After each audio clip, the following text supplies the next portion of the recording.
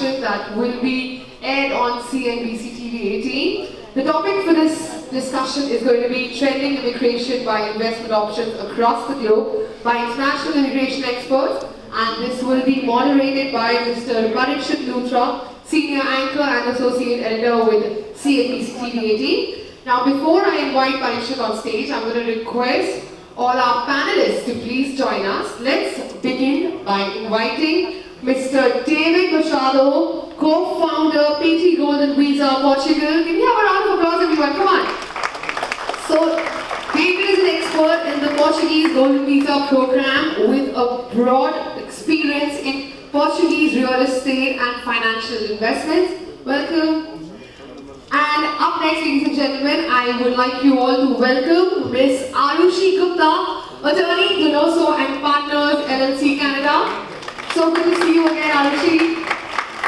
Ladies and gentlemen, Aarushi has acquired hands-on experience in immigration, business and investment laws while working with multinational corporations, consulting firms and high net worth individuals across the globe. Welcome, Aarushi. Ladies and gentlemen, I now request you to please welcome MD Singh, CEO and owner, Phoenix Business Advisory, Australia.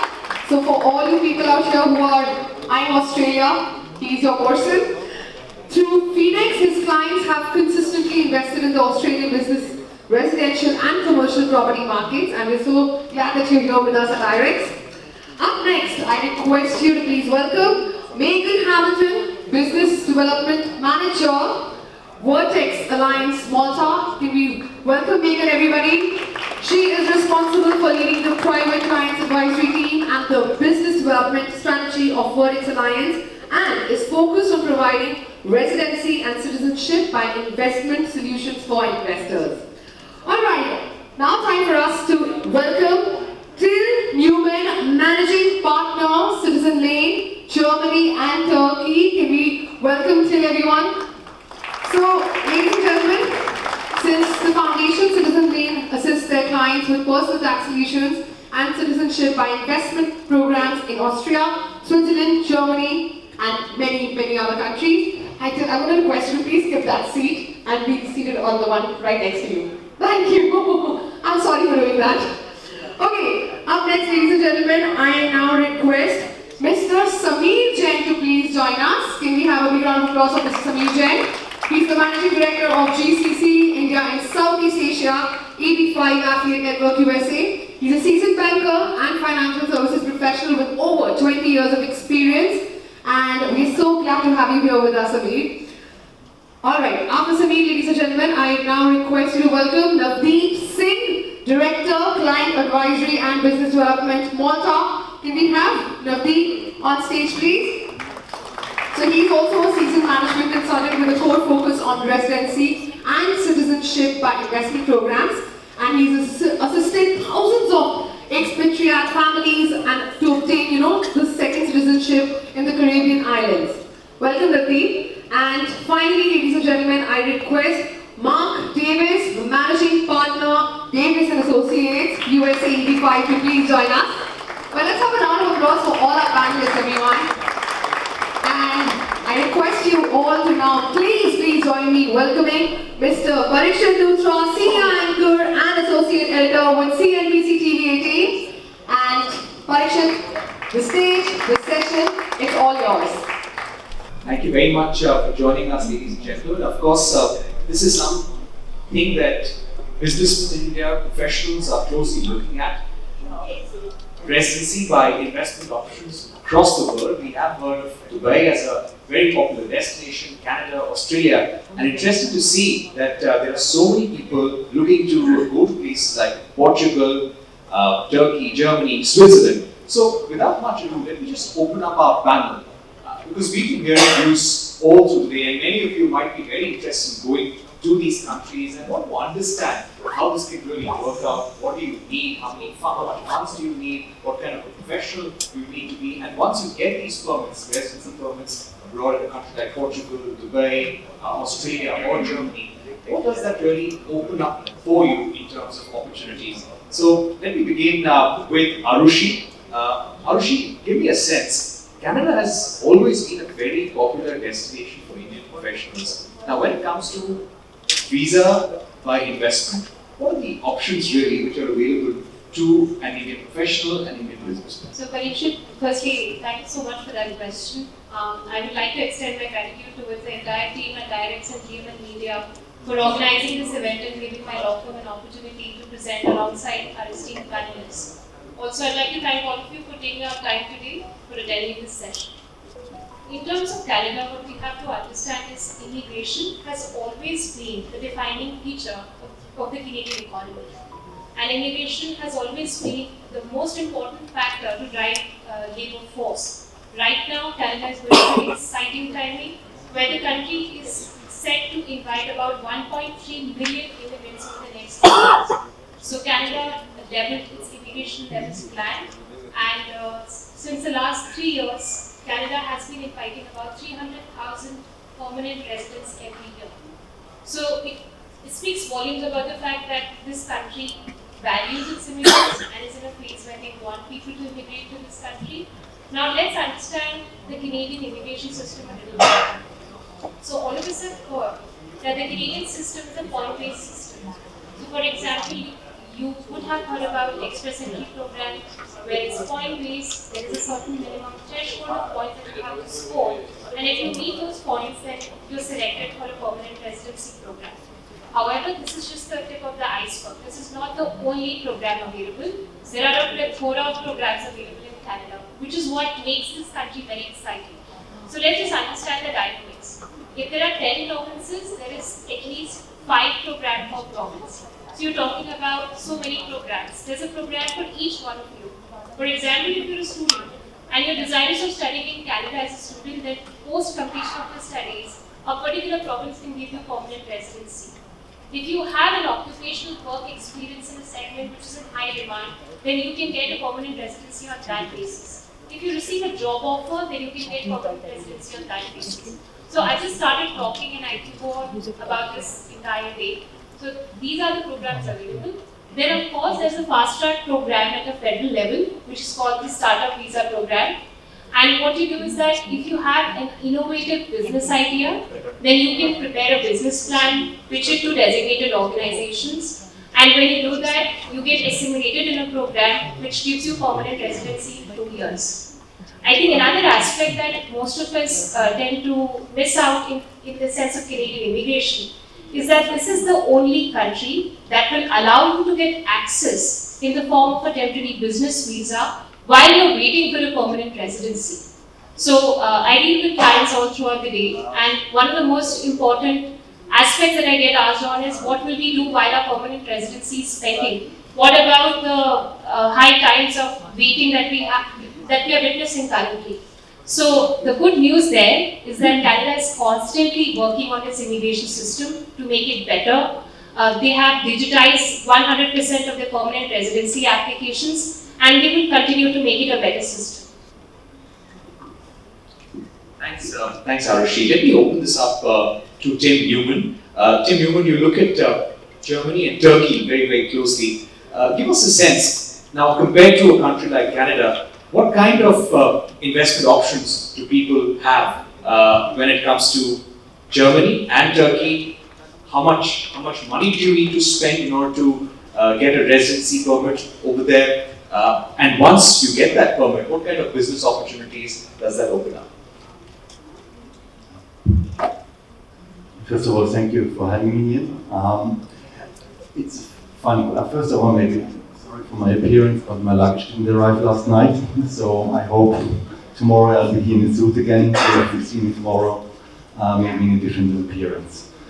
To your question, investment in Germany is compared to other countries which offer immigration programs, investment immigration programs, very different because investing in Germany has a requirement to bring a benefit to the economy, and it is totally open. So this can mean anything from having a restaurant, because that can be an advantage as well, if it is well packaged, up to pharma companies, production companies, whatever. The advantage here is for the investor that you invest in your own company. You invest in what you do. You invest what you can do and further your income with that. So you not just have a passive investment like buying an apartment, even though that is easy and doable and other countries offer these options. In Germany you do a business investment, and that is what you do, and that is what the authorities expect from you. So what do they expect? They expect a benefit to the country.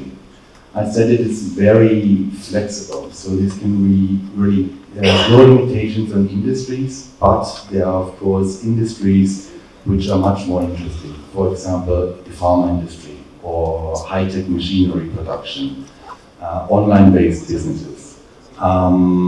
Those run well. The restaurant business I brought earlier, I like that example actually very much, because it shows the flexibility of the program. You can imagine opening a restaurant alone doesn't sound so interesting, right? You have people, what is your benefit here? We had a client from Dubai about 5 years ago, and he came from the hotel industry business. He managed in a 5-star hotel, which was owned by his family, the hotel restaurants for a while, and he wanted to migrate to Berlin. And he came to us and said, yeah, I want to open a restaurant. And I was like, oof, what the heck? But we made it possible. We got him a residence permit. We planned a restaurant with a different approach. And in that way, we kind of made it even possible for a business of a restaurant what you don't think you can get a permit for, to get him a permit. Right, very interesting, and I hope everyone in the audience is listening. We're going to open this up to questions very soon, and even during this discussion, if you have any questions, please raise your hand. We'll be very happy to take this up. Let me get Megan right now. Megan, what are the major trends that you're seeing in immigration across the globe, especially when it comes to immigration to India, to other nations, Malta specifically? Good afternoon, everyone.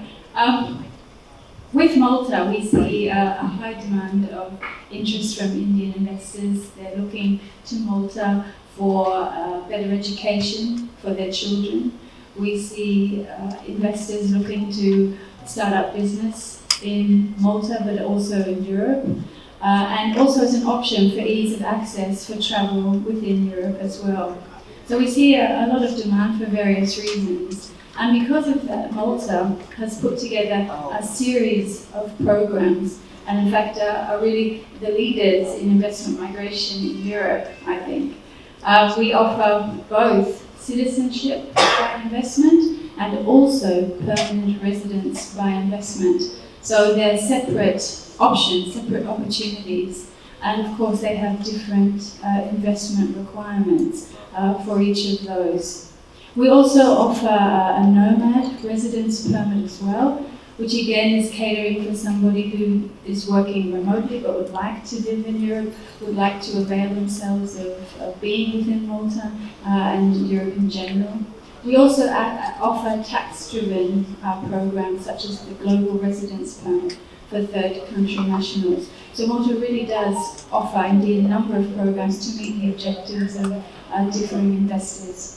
Right. How much would do these different residency options cost someone? How much would you have to invest or submit by way of fees? Indeed. So for the citizenship for exceptional services by direct investment, that's the official title of the program, the main investment requirements, there are 3. Firstly, you need to make an investment in residential property. And this is to the value of a minimum of €700,000, or you have the option of renting the property for €16,000 per year. Now you need to maintain that property for a period of 5 years in order to make the application. In addition to that, you need to make what's called the exceptional transfer, so the exceptional investment, and you're looking at €750,000 for the main applicant and €50,000 for each dependent. In addition to that, there is a €10,000 fee for a transfer to a local charity. thank you for telling us and detailing how much it would cost to go to Malta through investment making. But let me also get a Navdeep at this point. Navdeep, you have been helping several families obtain second citizenship in the Caribbean. How popular is this as a destination, and what are the options that are really available to Indian businessmen?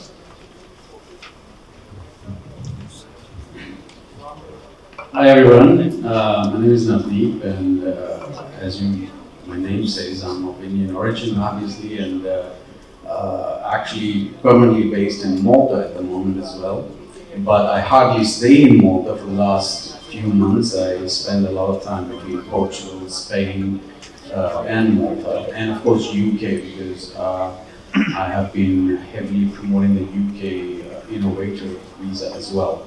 Obviously, your first question was about the Caribbean citizenship. Although I would eventually like to touch on the UK innovator visa and the Spanish gold visa as well. But in terms of Caribbean, well, to be very honest, Indians who live in India, they haven't really jumped on the Caribbean, the second citizenship wagon heavily, but rather the trends that we see from NRIs who are already out of India for several years, let's say living in Dubai or whatever, very little contact with India. They actually are very heavily into second passports from the Caribbean. One particular program is Grenada, because Grenada has an E2 treaty with the United States. So it makes it kind of easier for them to get an early entry into US using the E2, which something they couldn't do with an Indian passport, right? And those of you who have been kind of either waiting in queue to qualify for an EB5 or have heard about EB5 or are interested in the United States, it's interesting to know that a Grenada passport could actually get you into US early. And while you're waiting for your EB5, you could be, establishing a residency based on a business. So Grenada passport, I would say, is a key program which is popular among the Indian community, and it has various investment options. There is a government donation option. Then there are few hotel projects that you could invest into. Some of these hotel projects also offer a buyback after, say, about 6 years. And so it kind of makes it interesting for the Indian investors. Indian investors are very astute. They are not just looking to spend, they're looking to invest.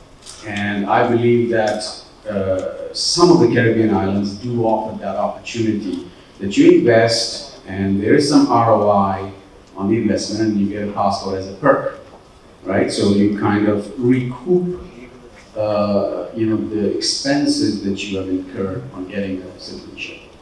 So there are 5 Caribbean islands. Luthra and Aarushi, we are licensed agents in all 5. So any one of the 5 islands, we have the figures and we have the benefits and the pros and the cons that are on our fingertips, and we're able to, of course, in a one-on-one meeting, we will be able to very quickly compare these programs to our clients and offer them and see what suits them best depending on their goals. But so yes, Caribbean passport is an option, but like I said, that eventually I'd like to speak about other options as well that I specialize in. All right, I'm not going to touch Portugal today, even though it's one of my favorite programs. But one thing that I would like to ask, possibly all of you here. India right now is in the process of signing several trade deals. We have a mini trade agreement which has already been signed with Australia. We have some interim agreements with the UK. A final deal will be there by Diwali. Canada, we're working on a trade deal with India. EU are discussing an FTA. So maybe, Navdeep, I will come back to that process because I'm sure these visas are also part of the larger trade agreements that are being discussed. But David, just to bring you in, especially on Portugal, what are the growth trends that you've been seeing with regard to Indians immigrating to Portugal? And do you think, and this is a question to everyone, all of you can touch upon these points, if India and the European Union finally sign a trade deal by the end of 2023, does the movement of professionals, businessmen, become easier? Yeah. Honestly, Or maybe cheaper? honestly, I hope so. I do hope so because basically we are having issues with local workers in Europe in general. So having professionals coming from abroad is always a good strategy for the next years. The population of Europe is decreasing massively, especially in Portugal. So it's always a good opportunity to bring people from outside. The EU regulations are difficult to cross over. So there's some new trends. Our Prime Minister is also being able to strike some deals in order to bring the individuals to Portugal. That's one of the goals of the government to achieve. Portugal is booming with the Indian investors for a simple reason that people don't have to relocate immediately. There is a natural trend of people for the past years to want to find job opportunities outside of India, but Portugal is the solution for the investors because it does not require the investors to move to Portugal immediately. So basically, you can get a residence permit with a minimum stay of 14 days every 2 years, and that allows you to continue your normal life and have investment and secure the future of your families, having access to free health care, to free education, all benefits of holding a Portuguese residence permit, which then after 5 years can be converted into a permanent residence or into citizenship. So that's mostly the biggest attraction of Portugal in terms of benefits, but Portugal not only is booming on attraction because of the fact that it does not oblige you to relocate immediately, it's also booming because the market is booming itself. The real estate market is having an overperformance. For the past 8 years, it's growing more than 10% a year, and is continuing at this pace. At the moment, we are overseeing Americans relocating to Portugal, so basically the market is under pressure from both directions, from America direction and from Asia direction. So basically we are growing very fast. There's lots of opportunities. Obviously we cannot cope with the demands, so the prices are going up every day. It's a good opportunity for investment in all different levels because we are having more influx of tourists. We are having more opportunities for the tourism industry. We are having lack of property, so property market is performing pretty well. And also the opportunity of securing the future of families and having a European residence card is something which is quite unique. And Portugal gives the full benefits without restrictions. So basically you can work, you can incorporate a company, you can do your activity, you don't have to specify your business. You can be treated like a normal citizen, and that's the biggest advantage we have. We've been traveling all around the world in the 1500s. These days is the world traveling to us. So basically it's an opportunity for anyone who is looking to have a more global view of the world today. And during COVID, a lot of people were restricted and scared. They figured out that living a good life is important, and we have good weather, good food, very stable country, one of the safest countries in the world. So basically we are with the best arguments to attract people at the moment. Everybody can work from home. They figure out that this is possible. So everyone wants to live in Portugal. That's basically what's happening. So we invite anyone that would like to join this move and get part of the community of people who are investing in Portugal to collect the benefits of the residence permit. The minimum investment starts on 280,000 euros, and you can basically unlock the full family without big restrictions, investors, spouse, kids, parents-in-law, although then can go into one application. So that's mostly what's happening in Portugal, and that's why all Indian communities are looking into these opportunities. Okay, Mark, let me get you in at this stage. What are the major trends that you see when it comes to immigration by investments, especially when it comes to Italy or other countries in Europe? And compared to India, which are the countries from where you're seeing the highest amount of immigration into Europe? Sure, thanks. So we're a global law firm, originally based in the US. We have offices all over the world, so we touch a lot of programs. So in terms of trends, listening to what you were talking about, trade agreements, really interesting topic right now. You mentioned the E2 visa. We do a lot of E2 visas. We do a lot of Grenada E2 visas. So I slightly disagree. We see a lot of Grenada in India right now because people want to get that E2 visa. It's a great way to go. It's a trade agreement. It's a trade visa with the United States. Great program, Grenada. Interesting right now, and one of the countries they're going to is Italy, seeing as you asked about Italy. So Italy is sort of the hidden gem to me of Europe. We have lawyers in Portugal. We can put you in Portugal. We can put you in the UK. As you might tell, we have 30 lawyers in London. I'm a British solicitor. But of all of the countries in Europe, I think Italy is the sort of hidden gem. They have a nomad visa someone was talking about. They have all kinds of investment opportunities, and bluntly, because of marketing blunders on behalf of the Italian government, they don't market it very well. But you'll find that they welcome you in there. There is a golden visa type program, but the ability to start a little business in Italy and move there, if you take a look at the price of some of the real estate, it's a pretty attractive place to the point you'll find a lot of Americans going there right now. Very interesting. Very interesting. Let me also get in Sameer at this point. Sameer, you oversee the EB5 affiliate network. Give me a sense of some of the broad trends that you see, and to all the professionals, businessmen who are sitting in our audience, what is the kind of advice that you'd like to give? Thank you so much. So, US has always been the destination of choice for Indians, and the reason is very simple, right?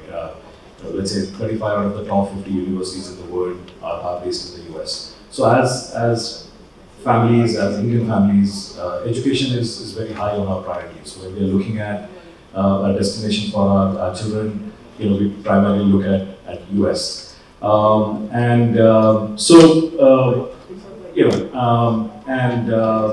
For professionals as well, if you want to go to a place which has, you don't want to just go and put your feet in the water and sit all day, right? I mean, we are entrepreneurs, we are professionals, we are business people. We want access to a marketplace, and US, as of today, offers the largest marketplace in the world. You want, if you are looking at starting your own business, doing a startup, you want access to capital. And again, there's no better place than the US if you want access to capital. Just the quality of life, it gives you access to great education, opportunities to work and live. And I think because of that, we see a lot of people having, making a medium to long-term decision to move to the US to tap these opportunities. Right. MP Singh, sorry to keep you waiting. We haven't discussed Australia yet. Australia, a very popular destination among working professionals across all professions, all businesses. What is the kind of growth that you've seen over the years? Of course, maybe 2 years of the pandemic, we didn't see too much movement of professionals, too much movement of businessmen from India to Australia. But post the pandemic, are you seeing a big jump? But first of all, I wanted to say thank you.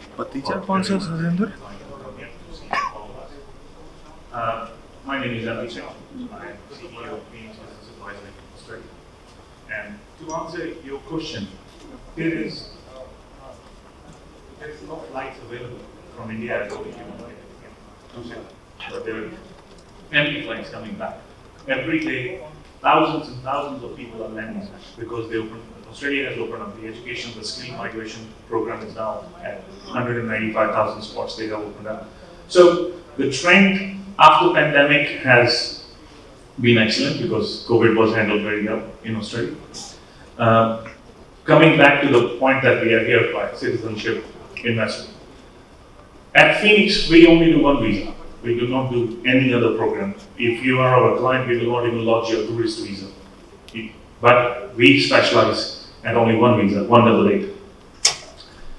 As the trend we were discussing, 2018 we started. I came to India to start this company. We had 3 clients. 19 we had 11. 2020, while pandemic, we had 45. Today we are over 250. So it's scaling up as people are going. They are understanding how this business migration program works. Australia is a country which allows you to come to Australia without investing anything.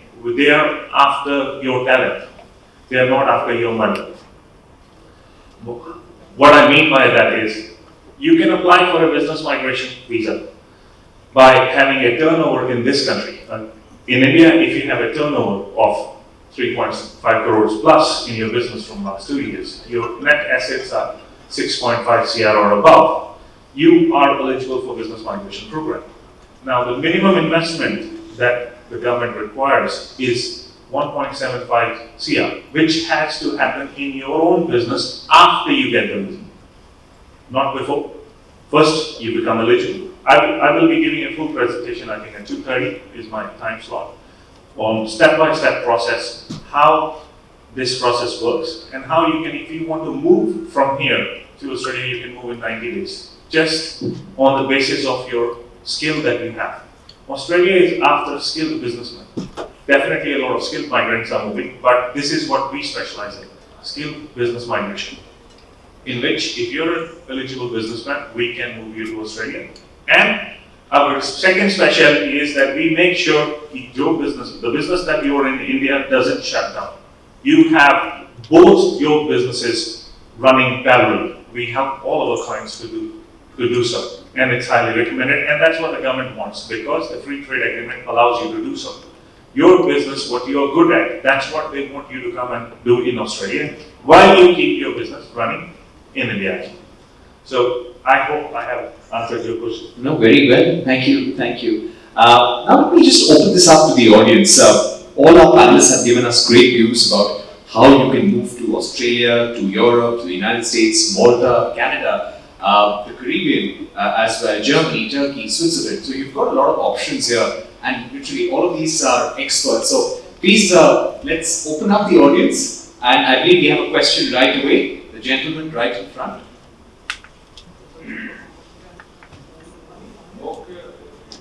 Well, it's not a question, it's a kind of solution just now came to my mind.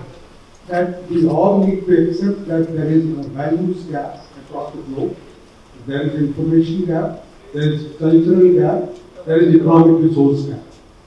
Now, in order to bridge these gaps, can't we have a center in different countries, especially in India, so that, the investors or migrants, they get adequate information and it facilitates them to choose a proper destination. That apart, they should also be trained about the cultural diversity. So my point is that a person going from the center across different countries, they will have more acceptability.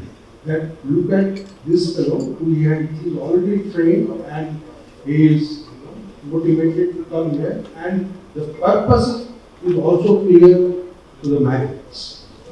Very important. Aarushi, Sameer, would you like to take that? Do we need to have a center in India which gives clear information to people, also cultural awareness before you actually decide to move to any country?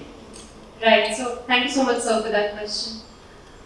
You brought through a valid point when you said that there's a need for consolidation of information, of knowledge. We need to train prospective immigrants so that they know what they're up against. Because it's very easy for anybody to impart knowledge here and everything looks good on the board, but the practical challenges are only felt once you are in the system.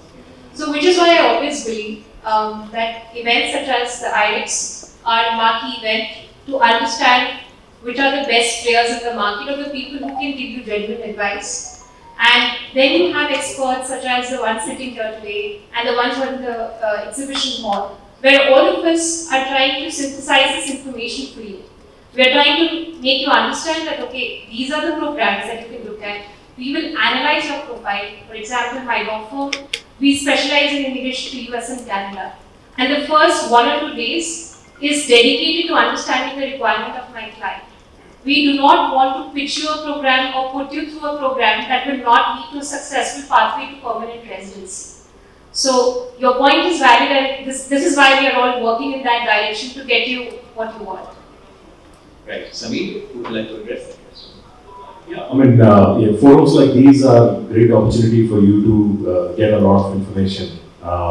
Plus, of course, you can meet respective experts here, and we are, let's say, people in these offering these separate jurisdictions have much wider knowledge about their jurisdictions, about their product propositions. And most of these people are very high net worth individuals, so they know what they're getting into. Well, yes, but a lot of times, you're too busy doing your own business, and that then creates that little bit of gap that you talked about. And I think this is where coming to a forum like these and meeting people in person, people on the ground, becomes very, very important, and which is why we are all here. Right. Yes. Please go ahead, ma'am. Hi, good morning. My name is Shikha. So we are dealing with a lot of private clients in India for many, many years. We are from Dutch capital. So one question, like when people want to move out or when people want to have a citizenship in any other country, there are few who just want that. What are the options available if they want to have Indian citizenship as well as an international citizenship? So what options are there for that? Right, Navdeep, would you like to take that? Hi, Shilpa. Thanks for the question.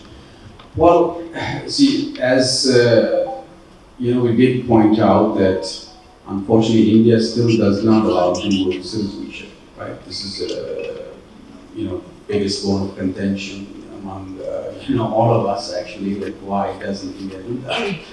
But having said that, I will come back to my point that we do have quite a lot of NRIs who do opt for second citizenship because they eventually then renounce Indian citizenship and take an OCI. But there are very few options for Indians actually at this time where they can hold both passports. Unfortunately, it's just not possible. So the next best option for them, I recommend, are residency by investment. For example, in Europe, in Spain, in Portugal, wherever where they can get long-term residency without having to sacrifice or give up the Indian citizenship, but enjoy a lot of rights in these countries. Living rights, working rights, investing rights. And eventually graduating to a permanent residency, if not citizenship, if this is something that they don't want. Let's say they want to hold the Indian citizenship, but at the same time want to enjoy, rights in another country. So there are several residency by investment programs. But unfortunately, yes, we don't have this option where an Indian person could legally enjoy two passports.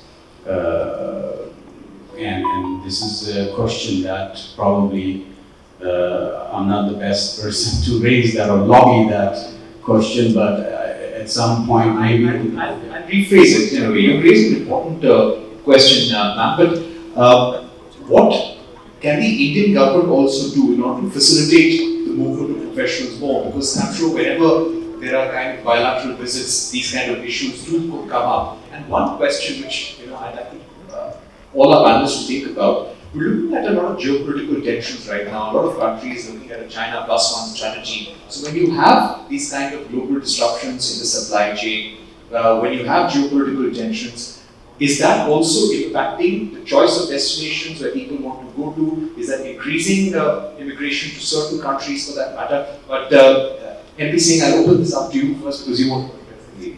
Yes, I think I have the answer because I am one of the person. I hold Australian passport and I also hold an overseas citizen of India card, OCI card. So if you hold an OCI card, right, and you can have Australian passport, Canadian passport, Australia allows dual citizenship, or any other country which allows dual citizenship. OCI card allows you to do business here, OCI card allows you to do, stay in this country. Only thing I think I'm not eligible is to vote and buy a piece of land. I can buy apartments, I can buy property, but I cannot buy rural land. So if any of your client wants to do so, they can choose that option. So there are certain tax brackets. Definitely, if you're a citizen of two countries, you have to pay taxes in both countries, unless they have dual tax treaties and stuff. So that's how your clients can benefit. That's the only way the Indian government at this point not accepting dual citizenship. All right, thank you so much. One question, right at the back, the audience.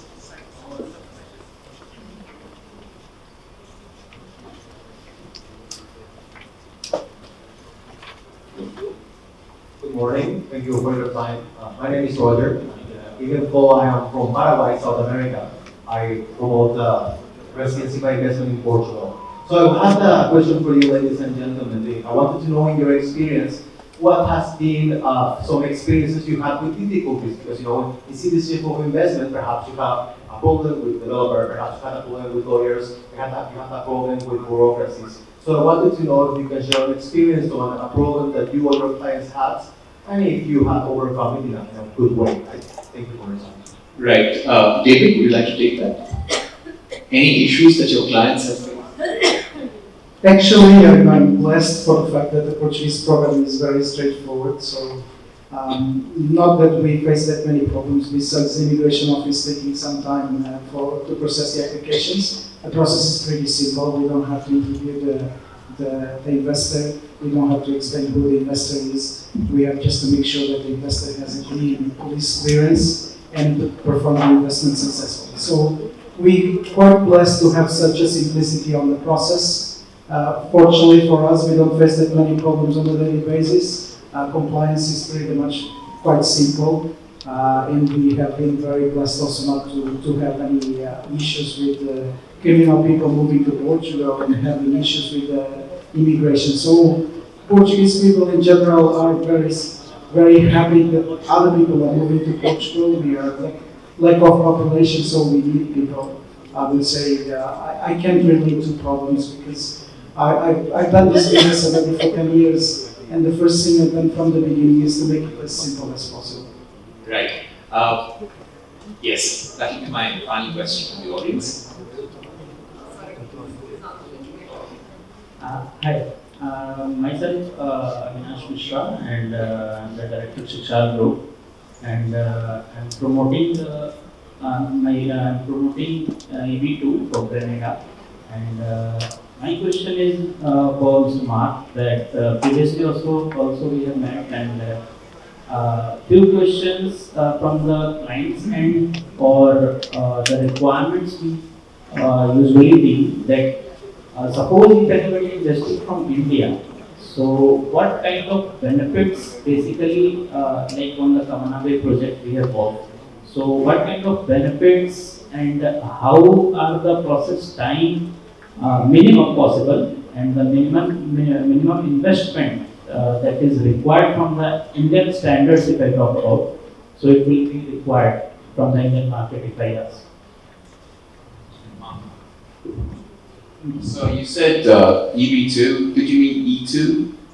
Okay, so the E2 is a non-investor treaty. Very quickly, as an Indian citizen, you're not eligible for the E2 program, which is why our firm do a lot of Grenada. This chap sounds like he does a lot of Grenada, and then Turkey would be the other country that's commonly used.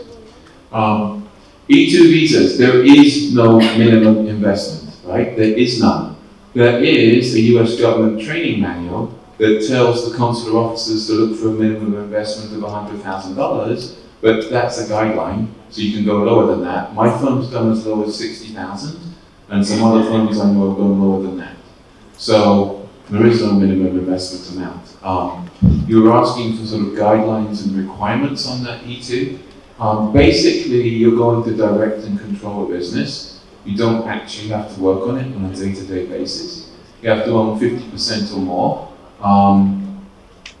So it has to be a real viable business that can't just be about your client and their family. It has to actually be a viable business. You're not required to have any more employees, but as a practical matter, it's very good if you don't have 1 or 2 employees. I don't want to say any more, because otherwise I'll keep talking and the audience will go to sleep and no one will get to say anything else. But if someone wants to know about the E2 visa, please do come ask afterwards, and I'm very happy to help. But we see like big demand. I just came in from Vietnam. Big demand both in Vietnam and India for the Grenada program. For this reason, neither country is an E2 country. Right. I'll just put the final questions. Any final comments, Till, and also Meridien? Just to reiterate again that Malta as a destination for investment migration is a place to consider. It's been a member of the European Union since 2004, and it's an English-speaking country where it's an official official language, which is one of only 2 countries in the European Union that speak English. So it's definitely a country, a jurisdiction that's worthwhile considering if you're looking at prospective investment migration opportunities. Final comments. Yeah, the E2 visa is also for one of our clients, for some of our clients, the main target. And as you just mentioned, Turkey and Grenada are really the key programs here, especially. You told me that the bank deposit option in Turkey, because no one's ever heard of that. Yeah, no, it's possible, but many people just really, I mean, you don't want to deposit your dollars into Turkish lira and then transfer it, and then it's going to devalue. There's no point in that. That's why no one is really doing that, because you have to transfer it to Turkish lira. And buying real estate is an easy option, and especially in Turkey, in a booming market like, for example, in Istanbul. It's much more wiser to invest and get an E2 visa from my point of view than to get a Grenada passport. But on the Grenada passport side, the plus, of course, you invest much less. So it's less cash intensive. So, we will talk about the E2 visa. I just want to bring forth one point on the EB5 side. So there have been some changes recently in the US. As recent as March of this year, there has been a Reform and Integrity Act which has made things a lot more friendlier for the investors. So there are a lot of, a lot of people are looking at E2 because they want to get into the US more quickly. But due to these changes, there are certain categories of visas. If you have certain categories of visas already in the US, there's a concurrent filing which is available. So if you're investing $800,000 in an EB5 program, you can do a concurrent filing and you can just do an adjustment of status, which gives you legal status to remain in the US. So, speak to the attorneys who are here and they'll guide you on how to go about doing that. Right. Thank you very much to all our panelists for joining us today, giving us those great insights. We've actually had the experts handling respective countries when it comes to immigration. So I'm sure they will be available here and you can keep speaking to them. Now you know who they are. You can, of course, reach out to them as well. Thank you very much for joining us here on this program.